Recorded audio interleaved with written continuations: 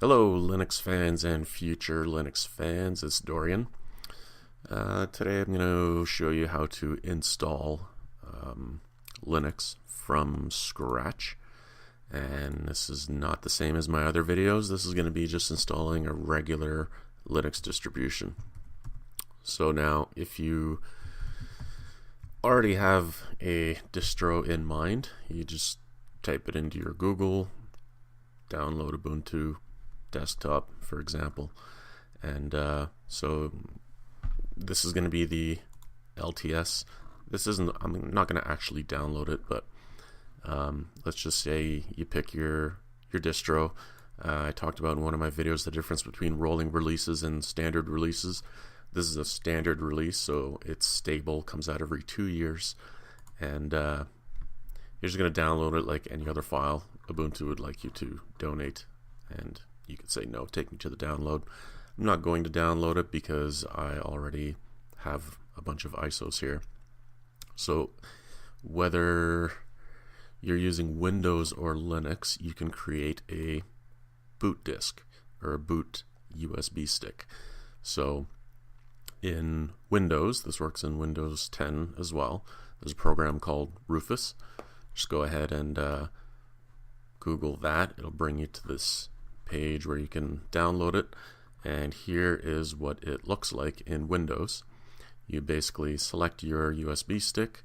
You can leave this pretty much all the same, give it a name if you'd like, and you want to make sure this is checked, create a bootable disk, make sure this says ISO image, and then click this button, and you're going to go and open the ISO that you downloaded, hit start, and it'll copy it all to your USB and make it bootable. In Linux, we have a couple of options. There's no Rufus for Linux, but there's a program called UNetbootin. Although in Manjaro and also in Ubuntu lately, I've found trying to run UNetbootin just gives me a blank window. Sometimes an error pops up, but it doesn't load. Oh, there's the weird error. So there is another option that you could do in Linux that pretty much all distributions should have. Let me just make this bigger here. So you're going to let me just see here. I'm just being lazy. So go in terminal wherever your ISOs are, and you're going to do a sudo dd bs equals for m. This here just makes the copying process faster. And then you're going to do if equals, I always do a // so it's current directory, and let's say Ubuntu 17. Okay, pick the ISO file that you downloaded, and then of equals dev, and then the device that you're copying it to, the USB stick. In Windows, you don't do this, you just use Rufus. In Linux, you have to do it this way, and you can load something like disks, which will show you all your drives. I have my SSD, my 1 terabyte, and this is my USB stick. You can tell by the little USB icon, and I've got a few partitions on here, but it's not really important. So, oh, sorry, I forgot to show you what I was trying to show you. So here you can see device, dev sdb1. Okay, so the numbers are just the partitions, so ignore that. What you need is SDB, because this is SDA, it's a different drive, and then this is a M2 SATA drive. So it's going to look weird. But this is what you need to type into your dd command. So you're going to do SDB to match what your USB stick is, and enter in your admin password, and you wait. It will take a while. This is on a USB 3 stick, but if you have a USB 2 stick, it might take even longer. So there you go, all copied. So if I go look at disks again and stop it, it did not change. I think it's because it's mounted.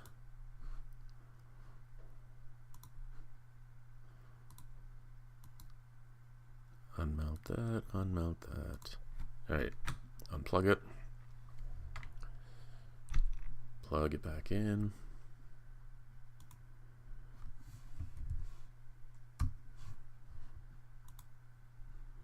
There we go. So now you can see it's Ubuntu 17.10, which is what I just copied using that dd command, and then the rest is just free space. I know it's really small. I don't know if you can make it out maybe on the HD, but I had to unmount the drives and then unplug it, plug it back in order to see the difference. Alright, so now that that's done, you're going to boot your machine with the USB stick in. Make sure your BIOS settings are set to boot from USB first, or on my machines, for example, I'll press either F11 or F9 while it's booting up to select a boot device, and then pick the boot device. So for me, because I'm using a virtual machine to show you guys, I'm going to pick that image. I'm not going to actually install off the USB stick, so just unplug that. But this is essentially the same thing that's going to happen for you guys here. So you're going to boot into your machine, and I'm going to make this bigger for you guys.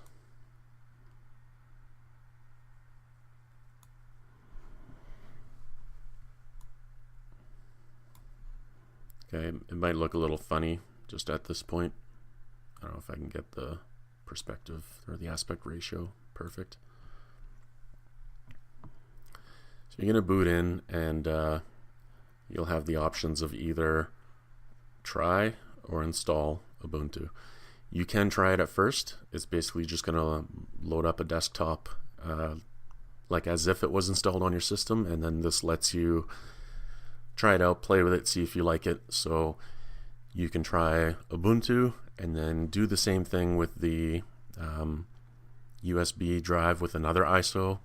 Put Manjaro on there. Try it again. Put Manjaro GNOME, and then Manjaro different desktops, or Debian, or whatever you want. Most of them have this try or install option. So you can try them out and then pick the one that you like. So you're going to go install. Now, it's going to look different if you do try first. It's actually going to be full screen because it's going to load the full desktop, but I didn't do that. And you know what? Just for the heck of it, let's just see. I'll show you what happens when you try. Maybe we'll get a nice full screen. Okay, and we do. All right. So now, this is what happens when you say try. So this will be on any distro. It'll load up a full desktop, live user. And on the desktop or somewhere in the menu, you'll have an option that'll say install. Little icon somewhere, and it's going to bring up pretty much the exact same menu that you would have had if you would have just skipped trying and just went straight to install. So you could try, and if you like it right away, then just install. So yeah, I picked my language. You could download updates while installing. I don't do that. I'm not going to do that right now. You can. I'm not going to do it right now just for the sake of the video, and it'll take a bit longer. and install third-party software for graphics and Wi-Fi hardware. You probably do want to do this. Continue.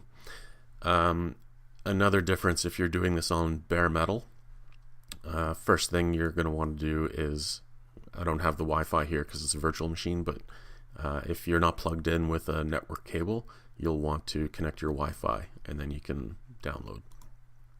And ignore the little white box down here. This is my virtual machine. So now it wants to know the installation type. So you can erase an entire disk and install Ubuntu, or you can say something else. Now, if you have Windows already on your machine or something else already on your machine, you'll have another option saying install alongside Windows. And then it'll ask you how much space you want and whatnot. If you go something else, you're going to manually set up your installation, which you can do as well. On a manual installation, if you're running a system that has 2 hard drives like I do, you would have SDA and SDB, or whichever device names that you have. So what I did is on my flash drive, my M2 SATA hard drive, I have Windows 10 installed, and that's all that's on that. And then I have a second 1 terabyte drive where I install my Linux distributions. So I pick the second drive and I make my partitions, and then in here, device for bootloader installation, I pick the same drive that I installed Linux on. So what that does is it does not overwrite the Windows 10 bootloader. It leaves Windows 10 completely alone on its drive and doesn't change anything. And then when I boot up my system, I can hit F11 and it'll ask me which hard drive I want to boot off of, and then I can pick the one drive with the Windows bootloader or the other drive with the Linux installations. That's completely up to you. If you're starting with a system completely from scratch, you could just say erase disk, install Ubuntu. Continue. Yes.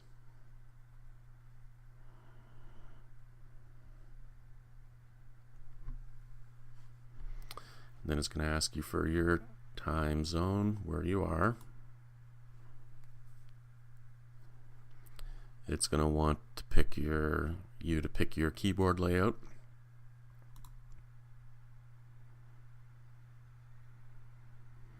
And then your name. So you can type in whatever name you want, but if you're putting in a last name, it's not going to add that to your username. So your computer name is what it's going to be called on the network. It's also what's going to be shown in your terminal every time you open it. So I'm just going to show you really quick. So keep in mind, every time you open your terminal, your username will be here, and then your computer name will be here. So if your computer name is really long, it's going to take too much space. So you can kind of pick a shorter name.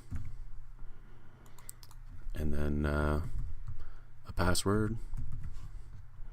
You can have it log in automatically or ask for your password. It's up to you. And then it's going to copy all the files. So I'm going to pause it right here and continue when it's done.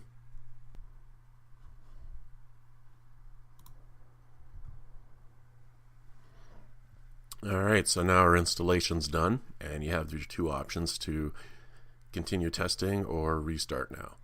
If you continue testing, well, if you restart, obviously it's going to reboot. Continue testing is going to let you just keep playing with your live session, and you're not actually making any changes to your hard drive, so you can play with whatever you want. As soon as you reboot, you're going to start going into what you installed on the drive. And I wanted to mention too that if you check the box that said download updates while installing, it would have taken you a little bit longer, but this took me 5 minutes or something like that to install. It wasn't too bad. So I'm going to restart the machine now. You're going to remove the DVD or USB from your computer. Hit enter. This just prevents you from booting back into the stick again and starting the whole process all over again. if you've installed alongside Windows or another OS, they should all come up in a menu when you boot up. If you install Ubuntu or any other Linux distro and then install Windows 10, you're going to have to update your grub, and there's a few things you can do. I have another video on dual booting, and you can check that out. So here's your user that we created during the installation. You can enter in your password. And you can ignore some of the text here, unless your system's not booting for some reason, but that's another advantage of trying a live distribution. When you say instead of install now, you could say try it now. You can make sure everything works, so you can connect to your Wi-Fi. You can, open the browser, go watch YouTube videos, make sure everything's working how it's supposed to, make sure all your hardware works. If it doesn't for some reason, then you can try a different distribution or a different version of a distribution, and just make sure that everything works how it's supposed to before you install. So that's it. Now we have our system up and running. This would be on your drive if you followed along. And yeah, that's it. My coffee's ready and it's beeping at me. But I hope this helps. And if you have any questions, you can ask me in the comments. I have a lot of other videos on doing different things, and I just keep posting. So subscribe, like the video, and you can also follow me on Twitter at dorian.slash, where I post all kinds of randomness, and I also post up when I make some new videos there as well. So feel free to ask questions on either platform, and good luck till next time.